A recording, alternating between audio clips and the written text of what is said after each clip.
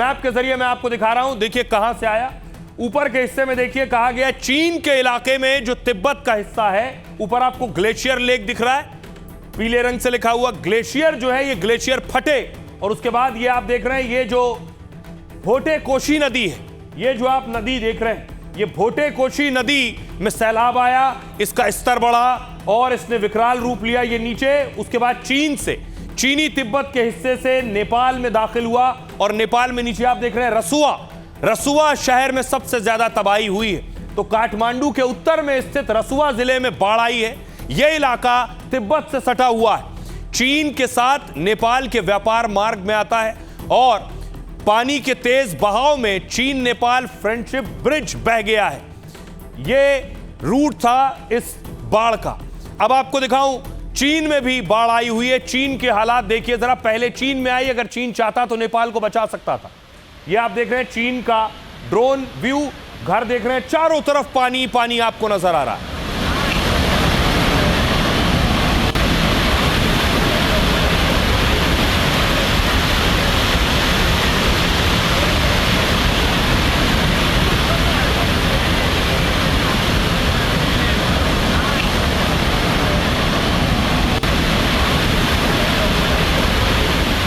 और आइए अब आपको बताऊं कि चीन में जो सैलाब आया वो नेपाल पहुंचा और नेपाल में कितनी तबाही मचाई है उसने। देखिए जरा, कुछ ये हालात थे सैलाब के। पानी का बहाव देखिए जरा। तिब्बत से अचानक बाढ़ का पानी नेपाल में घुसा है। नेपाल के रसुआ जिले में बाढ़ ने भारी तबाही मचाई है। भोटे कोशी नदी का जलस्तर अचानक बढ़ गया, उसके बाद यह हाल हुआ। रसुआ का एक हाइड्रो पावर प्रोजेक्ट बाढ़ की चपेट में आ गया। रसुआ में बाढ़ के चलते एक पुल बह गया। नेपाल के नुवाकोट जिले में भारी तबाही हुई है। सोचिए, बाढ़ से एक दो नहीं, नेपाल में 22 पक्के पुल बह गए। नेपाल में बाढ़ से पुलों का नेटवर्क ध्वस्त हो गया है। भोटे कोशी नदी के तांडव से 27 पुल ध्वस्त हुए हैं।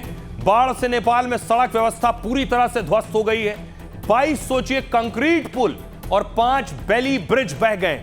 शुरुआत में रसुआ में फंसे लोगों को निकालने के लिए हेलीकॉप्टर भेजा गया, लेकिन वो बिना उतरे काठमांडू लौट आया। हालात इतने खराब थे। बाढ़ के पानी में स्थानीय हेलीपैड बह गए। पायलट को उतरने के लिए सुरक्षित जगह तक नहीं मिली और टिमुरे गांव का बड़ा हिस्सा नजर तक नहीं आ रहा है, यानी गांव के गांव बहा ले गया ये सैलाब। नेपाल के पीएम बालेन शाह ने सेना तैनात करने के आदेश दिए।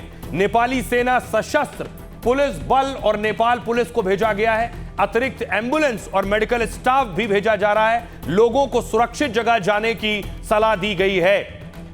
अब आपको दिखाऊं दूसरी तस्वीरें कि अब आखिर बचाव कैसे होगा। पहले तबाही का मंजर देखिए जरा। यह है तबाही का मंजर, आप देख रहे हैं।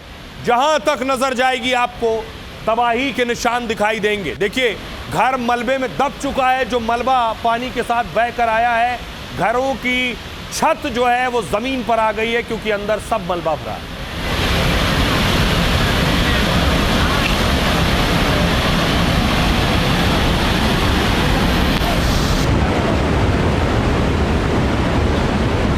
सूचनाहरू चाहिँ सबैले सोधिरहेको छ कि ढुङ्गा बगा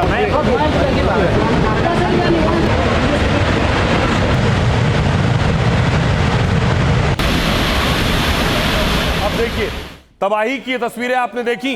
ये देखिए, लोगों के घर बार तबाह हो गए। जो सिलेंडर पड़े, लोग सिलेंडर उठा रहे हैं कि अब सब कुछ बह गया तो खाना कैसे बनेगा। तो सिलेंडर कम से कम उठा ले, गैस जला सके और खाना बना सके।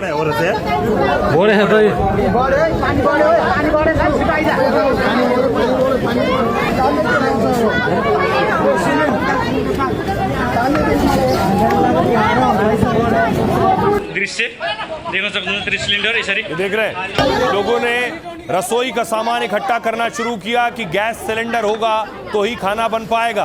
उसके बाद रेस्क्यू शुरू हुआ, लोग फंसे हुए। आप देख रहे हैं हेलीकॉप्टर लगाया गया। छत पर देखिए, एक युवक अपनी शर्ट उतार कर उसने घुमाया, हेलीकॉप्टर को इशारा किया कि मैं यहाँ फंसा हूं, मुझे बचाओ। हेलीकॉप्टर पहुंचा रेस्क्यू के लिए।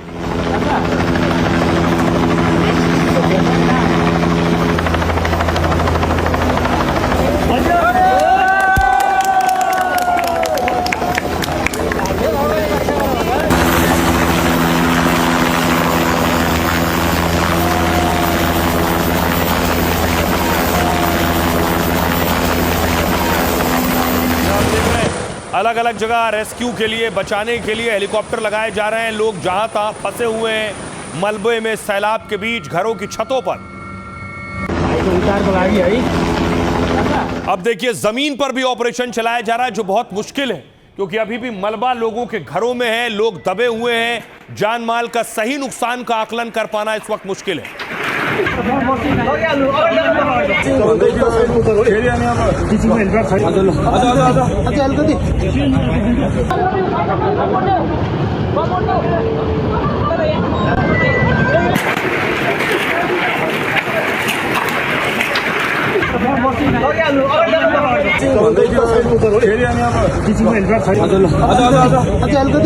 अब देखिए जरा, बड़ी बात यह है कि भारत के भी 100 लोग लापता हैं नेपाल में, जिनकी तलाश जारी है। नेपाल में अचानक आई बाढ़ से सैकड़ों लोग लापता इस वक्त हैं और सैकड़ों लोगों की तलाश जारी है। जो लोग लापता हैं, 105 भारतीयों के भी लापता होने की आशंका है।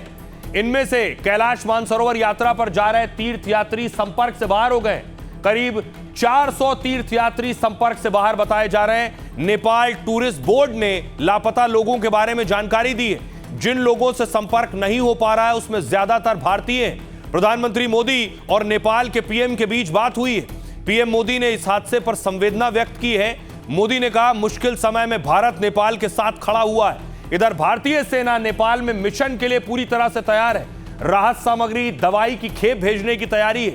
C-17 और C-130 विमान स्टैंड बाय पर रखे गए हैं। कुल 291 विदेशी पर्यटकों के लापता होने की आशंका है और साथ ही 93 नेपाली नागरिक भी लापता हो गए हैं। इन लोगों से अधिकारियों और परिवारों का संपर्क नहीं हो पा रहा है। ट्रैवल कंपनियों से नेपाल टूरिस्ट बोर्ड ने डेटा मांगा है। मलेशिया के 17 पर्यटक भी लापता बताए जा रहे हैं। ब्रिटेन के 12 पर्यटक, दक्षिण अफ्रीका से 4 पर्यटक हैं। 3 अमेरिकी नागरिक के भी लापता होने की आशंका है। 100 लोगों की राष्ट्रीयता की अभी तक पुष्टि नहीं हो पाई है। वो 100 लोग कहां के हैं, ये आंकड़े अभी और भी बढ़ सकते हैं। नेपाल में रेस्क्यू ऑपरेशन तेज किया जा रहा है और ताकि फंसे लोगों तक जल्द से जल्द पहुंचा जा सके। हमारी सहयोगी एनडीटीवी की एक बहुत बड़ी टीम नेपाल के उस इलाके में है जो सबसे ज्यादा प्रभावित है। ग्राउंड जीरो से हमारी टीम की रिपोर्ट देखिए। नेपाल के नुआकोट इलाके में पहुंच चुके हैं और मेरे ठीक पीछे आप देख सकते हैं तबाही का मंजर। एनडीटीवी पहली टीम है जो लोकेशन पर इस वक्त पहुंची है। यही वो सैलाब है जो आज सुबह इस इलाके में आया। वहां पर जो आपको ये बिल्डिंग, जो इमारतें दिख रही हैं, वो सरकारी इमारतें थी। पहले ये जेल हुआ करता था। उस तरफ जो बिजली के खंभे दिखाई दे रहे हैं, वहां पर वो बिजली घर था। और जब ये सैलाब आया है, जब फ्लैश फ्लड आया है, तो सबको साथ लेता हुआ ये आगे बढ़ा है। हम जिस घर में खड़े हैं, इसकी जो निचली मंजिल है, यहाँ पर भी गाद आई, यहाँ भी मलबा आया और पूरा अपनी चपेट में से लेता हुआ आगे बढ़ा है। जो हुआ आपने खुद आंखों से देखा।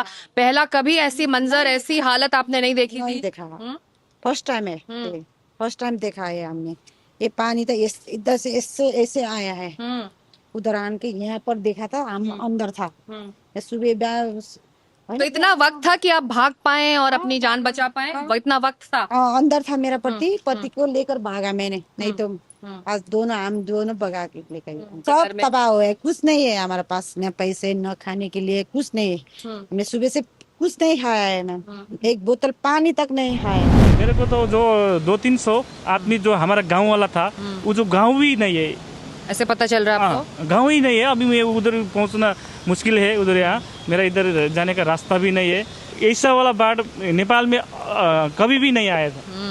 ये पहली बाढ़ है जो विनाशकारी और खरबों का क्षति हो रहा है ये बाढ़। जब ये ऊपर से जब आया था, बहुत स्पीड से आया था। जो पानी का दह है, बहुत स्पीड से आया था। जब हम लोग लगभग 10 मिनट का फर्क में एकदम ऊपर भाग गया। हम लोग बहुत स्पीड से आया था इधर। जब आदमी ऊपर से आया भागो भागो बोला, तब हम लोग सब इधर से भाग गए। 2-4 आदमी फंसा हुआ है, शायद मर गया होगा, वो लोग लेकर गया होगा।